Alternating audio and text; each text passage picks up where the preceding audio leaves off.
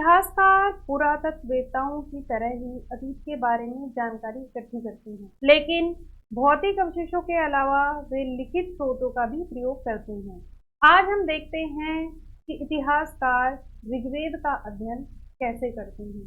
इससे पहले मैं प्रतिभा आप सभी का स्वागत करती हूँ अपने चैनल पर। ऋग्वेद के कुछ सूक्त वार्तालाप के रूप में लिखे गए हैं और देवियों के रूप में पूजित दो नदियों व्यास और सतलज नदी के बीच यह संवाद एक ऐसे ही सूक्त का अंश है।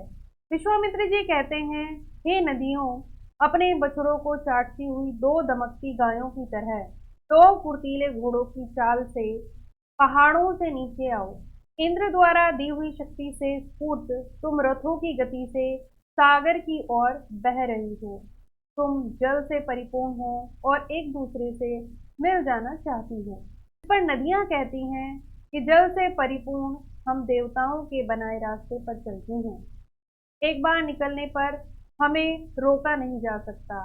हे ऋषि, तुम हमसे प्रार्थना क्यों कर रहे हो? विश्वामित्र कहते हैं कि हे बहनों, मुझ गायक की प्रार्थना सुनो। मैं रथों और गाड़ियों सहित बहुत दूर से आया हूँ। कृपा करके अपने जल को हमारे रथों और गाड़ियों की धुरियों के ऊपर न उड़ाओ, ताकि हम आसानी से उस पार जा सकें। नदियाँ कहती हैं कि हम तुम्हारी प्रार्थना सुनेंगे, जिससे तुम सब सुरक्षित पार जा सको। यानी इतिहासकार यह बताते हैं कि यह प्रार्थना उस क्षेत्र में रची गई होगी जहाँ ये नदियाँ बहती हैं। वे यह भी सुझाते हैं कि जिस समाज में ऋषि रहते थे, वहाँ घोड़ों और गायों को बहुत महत्व दिया जाता था। इसीलिए नदियों की तुलना घोड़ों और गायों से की गई है। में अन्य दूसरी नदियों, खासकर सरस्वती, सिंधु और उसकी सहायक नदियों का भी जिक्र मिलता है। गंगा और यमुना का उल्लेख केवल एक बार ही हुआ है। इसके अलावा ऋग्वेद से हमें पता चलता है कि ऋग्वेद में मवेशियों, बच्चों और घोड़ों की प्राप्ति के लिए अनेक प्रार्थनाएं हैं। घोड़ों को लड़ाई में रथ खींचने के काम में लाया जाता था। इन लड़ाइयों में मवेशी जीत कर लाए जाते थे। लड़ाइयाँ वैसे जमीन के लिए ही लड़ी जाती थी, जहाँ अच्छे चारागाह हों या जहाँ जौ जैसी जल्दी तैयार हो जाने वाली फसलों को उगाया जा सकता हो। कुछ लड़ाइयाँ पानी के स्रोतों और लोगों को बंदी बनाने के लिए भी लड़ी जाती थी। साथ ही साथ यज्ञों का बहुत महत्व था। यज्ञ की आग में आहुति दी जाती थी। ये आहुतियाँ देवी देवताओं को दी जाती थी। घी, अनाज और कभी कभी जानवरों की भी आहुति दी जाती थी। अधिकांशतः पुरुष ही युद्धों में भाग लेते थे और कोई स्थायी सेना नहीं होती थी, लेकिन लोग सभाओं में मिलते जुलते थे और युद्ध व शांति के विषय में सलाह मशवरा करते थे। वहाँ ये लोग अपना सरदार चुनते थे, जो बहादुर और कुशल योद्धा होते थे। इसके साथ ही साथ लोगों का वर्गीकरण भी हमें ऋग्वेद से मिलता है। लोगों का वर्गीकरण काम, भाषा, परिवार, समुदाय, निवास स्थान, सांस्कृतिक परंपरा के आधार पर किया जाता था।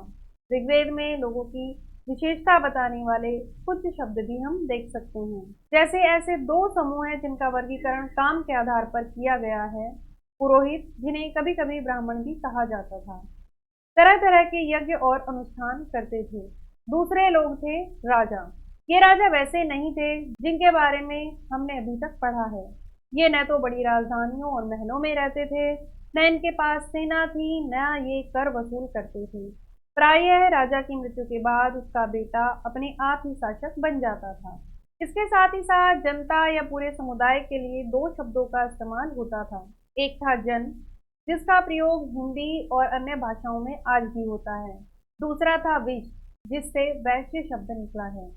इस विषय पर हम आगे विस्तार से बात करेंगे। ऋग्वेद में विश और जनों के नाम मिलते हैं, इसीलिए हमें पुरुजन या विश, भरतजन या विश, यदुजन, इन सभी का उल्लेख हमें मिलता है। ऋग्वेद में जिन लोगों ने प्रार्थनाओं की रचना की, वो खुद को आर्य कहते थे तथा अपने विरोधियों को दस्यु कहते थे। दस्यु वे लोग थे जो यज्ञ नहीं करते थे और शायद दूसरी भाषा बोलते थे। जिस युग में उपमहाद्वीप के उत्तर पश्चिम में ऋग्वेद की रचना हो रही थी, उसी समय दूसरी जगहों पर अलग अलग तरह का विकास हो रहा था।